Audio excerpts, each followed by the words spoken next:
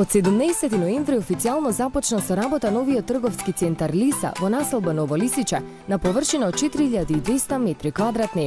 Лиса центарот представува модерен концепт кој ги задоволува сите потреби на урбаното живење и на едно место ги обединува купувањето и забавата преку понуда на различни содржини.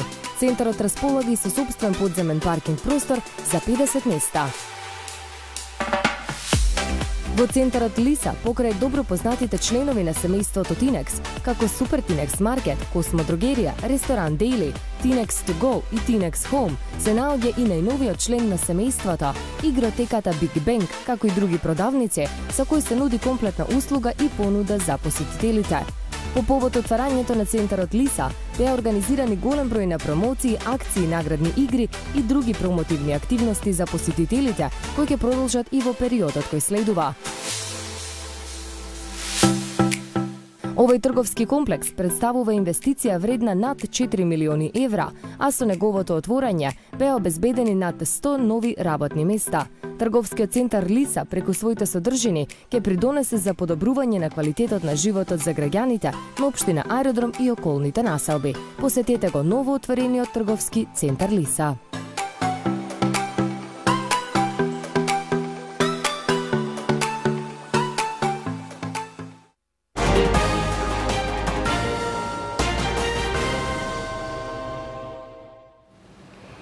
Пред околу 10 дена во Скопје се одржа редовното годишно свикување на Македонија 2025. Тоа е бизнис диалог и форум меѓу нашето креативно и бизнис иселеништво и домашните компании.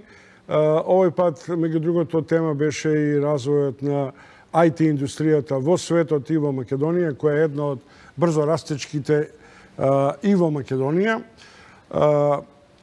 Тука беше и Алек Ицев, македонски инженер, кој завршил факултети во Скопје, потоа патот го носи уште деличната 2005 година низ доусовршување низ американските универзитети и завршува во големото семејство на Google како инженер-менаџер. Со него разговарав за перспективите на развојот на IT индустријата, дали приватноста ќе биде допуштена и дозволена, дали децата премногу ни гледаат и играат на компјутер, а тој едноставно ми одговори, денеска децата имаат повеќе информации во своите iPhone-ови и iPad-и од што Клинтон тоа го имал пред 25 години. Алек Ицев гостин во еден телевизија ни снименото интервју со него доека беше во Македонија.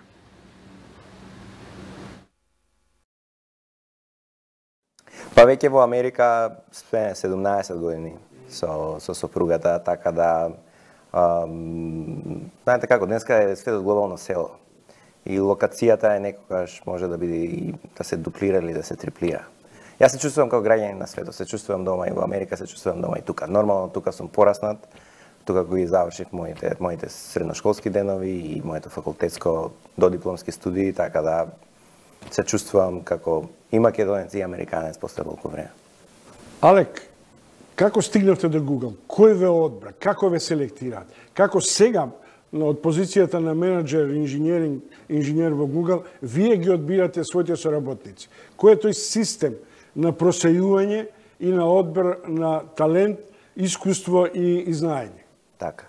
Па мојот пат беше тука ги завршив додипломските студии во Скопје на електротехничкиот факултет и кога бев во последната година почнав да аплицирам на постдипломски студии во странство. Пошто во тоа време мислев дека, не знам како е сега, немам податоци, дека барем постдипломските студии и американските универзитети дава повеќе опции за специализација. И да бидам отворен, добив комплетен фандинг за ресерч на Ворчестерскиот политехнички институт во Масачусетс. Тоа беше апликациите ги почнав нека 2000 година. Се специализира во вештачка интелигенција, во машин лернинг и така натаму, кои што беа моја пасија во областа на компјутерските науки. Од таму патот ме водеше, бев рекрутиран кога ги завршив постдипломските студии и истражувањето во Масачусетс. Ме рекрутираше на стартап компанија блиску во Бостон, која што се занимаваше баш во областа на биоинформатиката. И имаше многу интересни системи за тогаш почнаа да се патентираат гените во Америка. И има многу интересни системи на тоа како ако имаш ти патент, се споредуваат базите на податоци со гените и така натаму. Градевме многу интересни системи. Од таму помина во компанијата која што се вика BA Systems во Сиетл, и тоа беше од фамилиарни причини, пошто мојата сопруга одлучи да се пресели во Сиетл. BA Systems беше голема middle enterprise компанија која што Oracle ја купи, каде што работев на enterprise software, влегов во една нова ерија, собрав искуство и од таму бев рекрутиран во Google. И тоа бев рекрутиран во Google кога 2005 година, кога Google се одлучи да ја отвори својата канцеларија во Сиетл, што беше прва надвор од централниот кампус во Mountain View во Калифорнија. И сега кога ме прашавте како е рекрутирањето и процесот, тоа е многу меритократски процес. Мислам дека сега е многу поприступен да се анализира на интернет и тоа се еден сетов на интервјуа кои што се од случајно избрани позиции од внатрешни вработени и моделот што работи во технолошните компании, мислам сега во Facebook, во Microsoft и така натаму, во Amazon, е многу сличен и сите тие те интервјуираат. Се собира фидбекот од сите нив и ти тука добиваш препорака дали ќе бидеш вработен или не. Како доживеавте Google како мултинационална компанија која креира нови стандарди, нова социологија, нови умови и предизвици, или како една нормална американска мултинационална корпорација која создава висок степен на профитабилност? Па видите, секоја компанија треба да има определена мисија. Која е нивната цел, што сака да направи и да промени во општеството. Тоа што ме привлече мене во Google, уште кога почна мојот процес на интервјуирање, што Google имаше една mission statement, што беше ние сме мисија, една главна цел да ја организира целата сите информации од светот да ги им направи пристапни, попристапни на сите. И ако видите со текот на времето, јас влегов во Google кога беше многу мала компанија која што беше само што беше излезена на го заврши својот IPO процес, беше излезена на берзата. Сите луѓе се знаеа меѓу себе, тоа не е се покажа огромен раст со текот на времето. Меѓутоа се задржа многу на своите основни принципи, да создава алатки и производи кои што ќе им го направат животот многу полесен на милиарди луѓе низ целиот свет. Значи не само во Америка, не само на West Coast и така натаму. Нормално, секоја компанија не е charity, мора да најде методи како таа ќе ги монетизира своите производи или тоа што им го нуди на луѓето. И мислам дека Google тоа го прави многу успешно во многу сфери за многу производи и со производите кои што ги има до сега создадено, многу јадници луѓе на светот, нивниот живот е полесен и мислам дека е поуспешен. Алек Ицев, инженер во Google, гостин во телевизија 1. Се разбира, разговорот го снимаме надвор од телевизијата заради подготовки на новите сценографии внатре во студиото. Ицев, имате изјавено дека новите технологии ќе го направат светот подобро место за живење. Поевтина енергија, обновливи извори, поголеми потенцијали за сиромашните и така натаму.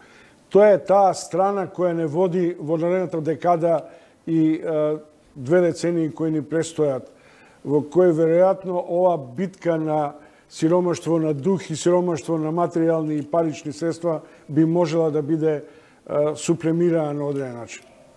Да, јас сум многу голем оптимиста. Следејќи трендовите, ако ги видите кој, еве да ве прашам дали пред 10 години сте користеле мобилен телефон кој што имал интернет на него и кој што сте можеле да платите сметка или да ги проверите, да ги прочитате вестите или да комуницирате со пријателите. Или да плаќаш сметка. Или да плаќаш сметка, или да правите навигација како да се дојде од едно место во друго место во градот, да патувате и тие стотици функции кои што мобилниот телефон ги дава денеска со комплетен интернет.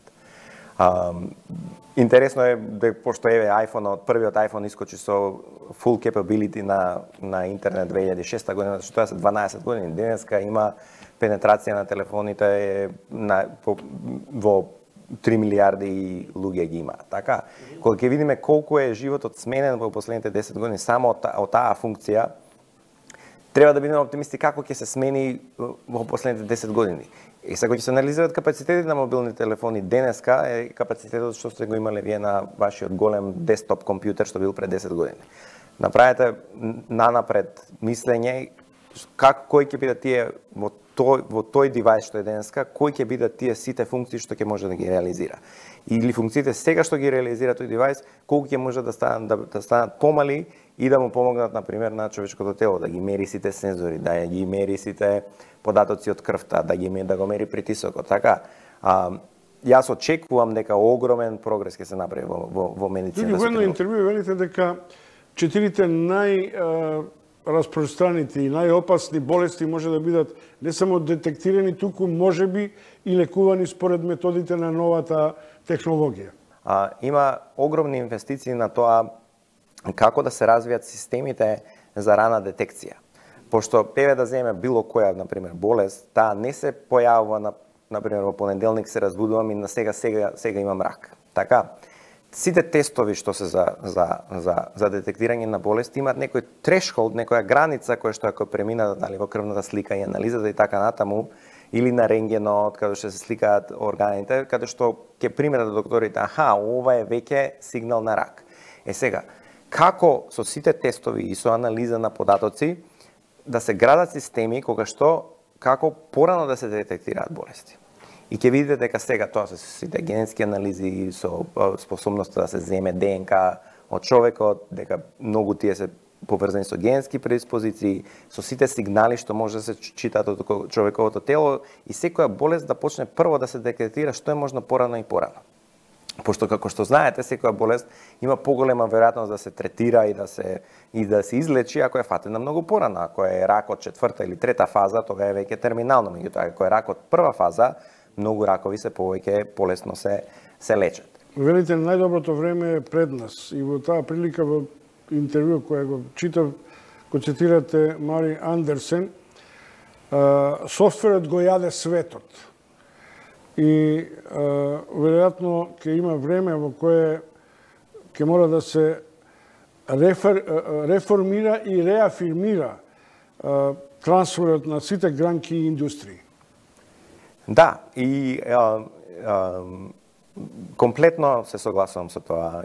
Тоа е одличен цитат.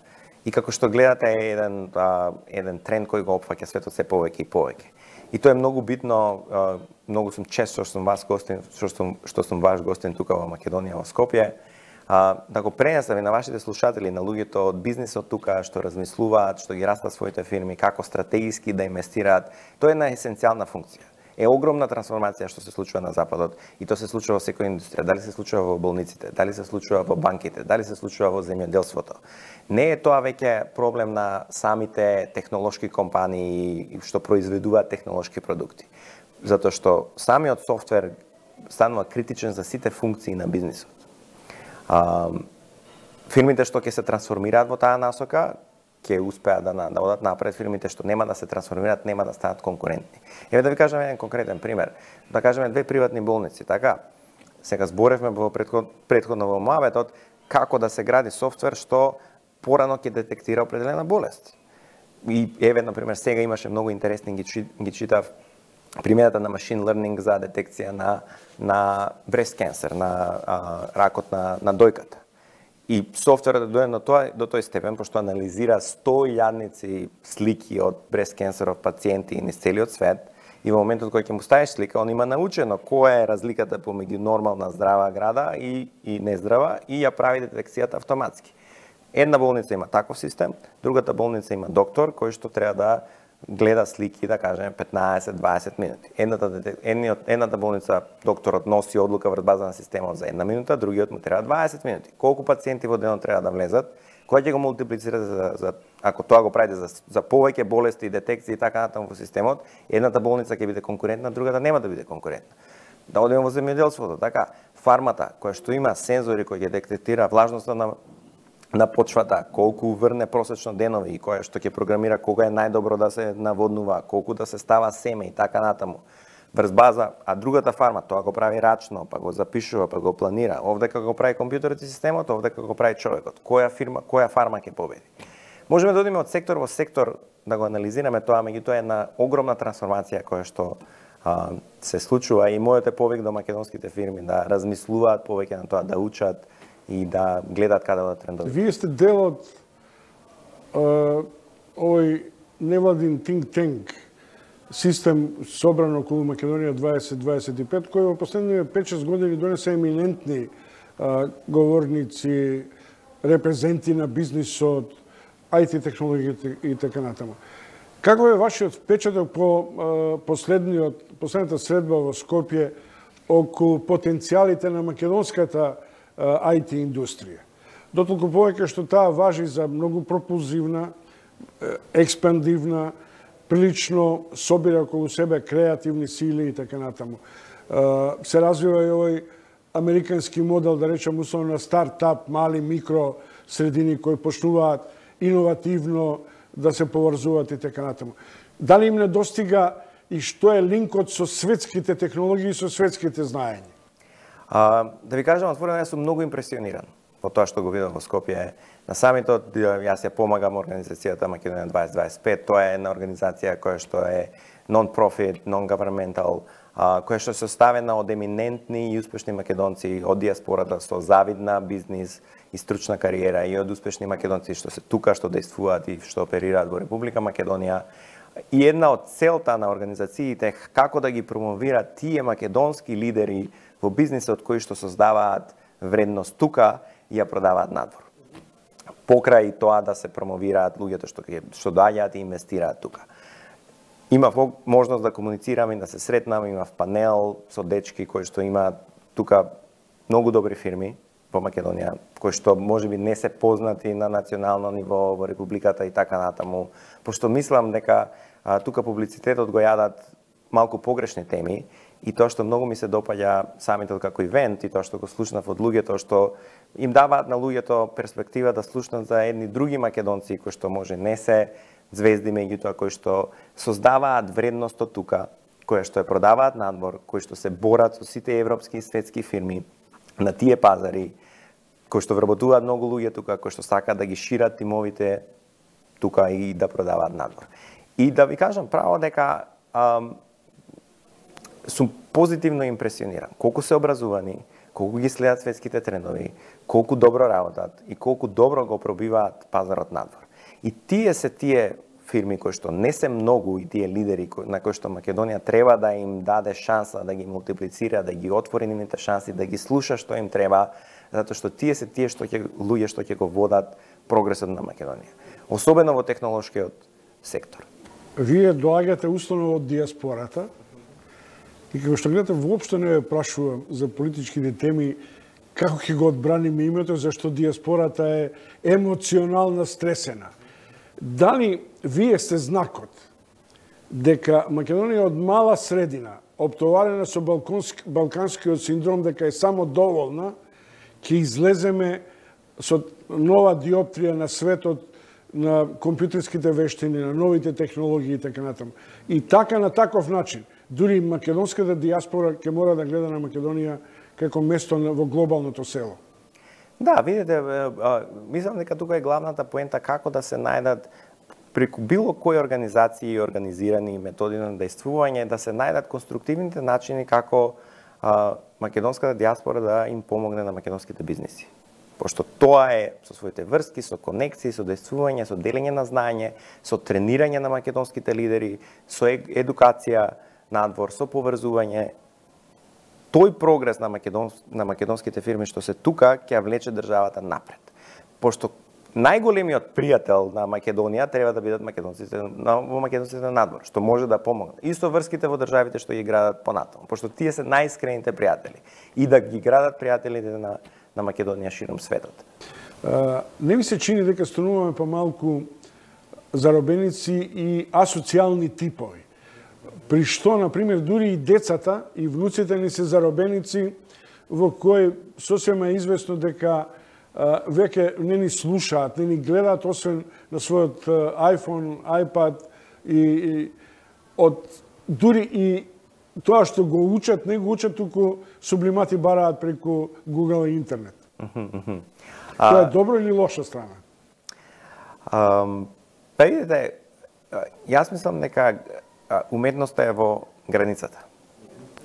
Дека се што се прави во екстрем, ако едно дете поминува, не знам, 12 сати пред компјутерот, и нема никаква социјална интеракција со своите другарчиња во реално време, тоа е лошо. Од друга страна, светот се менува. Не можете да му лимитирате на едно дете каде што кога сите другарчиња комуницираат преку интернет или играат игрички дома, дека тоа не може да го прави. И како и се во животот, мислам дека балансот е решението. Да родителите имаат нормално обврска тука да постапат со своето однесување, да постапат пример како треба тоа да се однесува и да му овозможат на детето да спортува, да интерактува, да се дружи на најнормален начин и да има некаков умерен пристап на користење на новите технологии, пошто светот се менува. Ако детето не ги научи во текот на своите студии начините на електронско комуницирање и користење, ќе остане позади. Едно дете денеска има пристап на информации колку што имал Бил Клинтон 1990 година на неговата маса. Значи едно дете во Африка, земјата најсиромашната земја со мобилниот телефон, пристап има колку што имал Бил Клинтон. И тоа помага ако ги следите трендовите на колку милиарди луѓе го минуваат прагот на сиромаштија на Обединетите нации, ќе видите дека огромен прогресот во последните 20 години. И моето мислење е дека технологиите го помагаат тоа. Пошто јас го немав тоа како дете, и многу деца денеска знаат повеќе од мене, отколку што се амбициозни, отколку што јас знаев кога бев дете. Пошто јас морав да одам во библиотеката да земам книги, а они денеска на еден клик може да ги добија книгите дома. Ако книгата беше издадена, јас морав да чекам месец дена. Мојот син денеска, која книга сака да ја прочита, ќе му текне, тој ја има книгата за 30 секунди во неговиот дигитален апарат. Така да, тоа што има, например, што голем дел од интернетот е покриен со реклами, го држи интернетот да биде бесплатен. И тоа што го држи бесплатен им помага на милиарди на луѓе ни светот да имаат пристап до информации. Алекице, ви благодарам што бевте гостин во еден телевизија, тоа е нова телевизија, се надевам дека ќе гледате преку интернет, можете на нашата сајт страница. И јас ќе бидам љубезен да ве замолам, да бидете трпеливи, ќе го објавам и ќе ве информирам кога ќе го гледаат разговорот со еден од инженерите на Google. Ви сте ли Google сладкарица, како што вие во едно интервју ја нарековте, па се зимате кое сладко го сакате, во кое кјуше го сакате? Што е символиката на таа дефиниција? Тоа символиката е дека Google има толку интересни проекти да се работат, што е стварно многу привлечно за млади луѓе кои што сакаат да се занимаваат со технологијата, која што тоа им е нивна професија и тоа одбрале да го прават, што на вистина го движат светот нанапред. И компарацијата со сладкарницата беше што има толку многу такви проекти што се интересни, што го окупираат човекот да работи, да креира и така натаму, што е како во сладкарница кога ќе се свртиш и кога има бесплатни колачиња и не знаеш кој да го одбереш. И мислам дека е многу добро да се работи за таква компанија и им посакувам на многу компании да создаваат, да креираат и да го прават светот подобро место. Тоа пред да завршам сакам да кажам уште една работа. Многу ми е чест што сум гостин кај Бардот на македонското новинарство.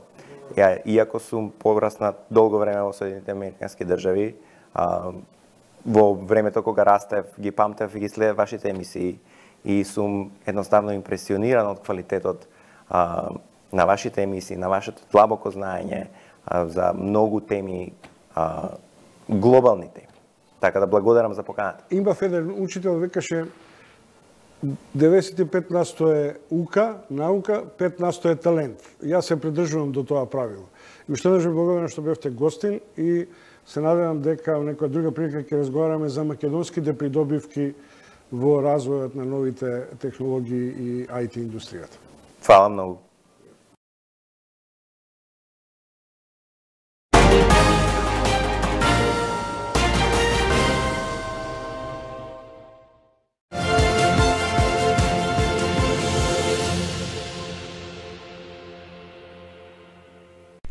уикенд акција во Нептун. Од оваа среда до овој понеделник. Големи попусти на сите производи и до 48 рати без камата на цените со попуст. Идеално, нели? Нептун. Инспирира радост. Вкусовите се нешто за кое не се разговара. Но ние само за тоа разговараме. Користиме најдобри состојки и најдобра технологија. Постојано сме во потрага по совршен вкус и затоа создадовме круасан за секој од вас. Кој е твојот омилен вкус? Бусто, твојот омилен круасан.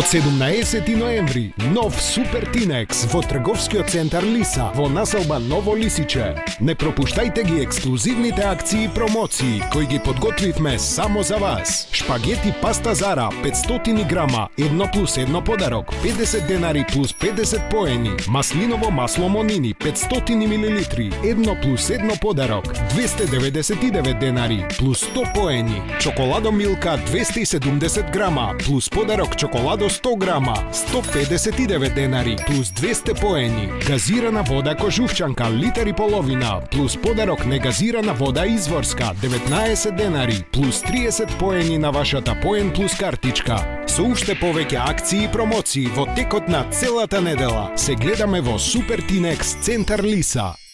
Било што и да ти треба. Авалон продукција ви представува една од најголемите македонски поп-рок